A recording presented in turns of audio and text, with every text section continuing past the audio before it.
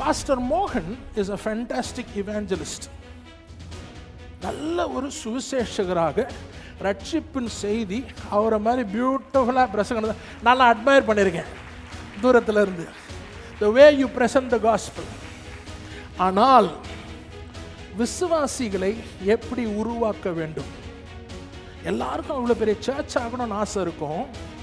ஆனால் விசுவாசிகளை உருவாக்குவதற்கு எப்படி மெனக்கடணுன்றது அவர்கிட்ட பாஸ்டர்ஸ் வந்து கற்றுக்கணும். இங்கே வரக்கூடிய ஒவ்வொரு விசுவாசி ரட்சிப்புக்குள்ளே வரானா, அன்னைக்கு கிறிஸ்மஸ் ப்ரோக்ராமுக்கு என்ன சொன்னார்? சீஷத்துவம் முக்கியம், இது வந்து ரட்சிப்போட விட்டுறக்கூடாது.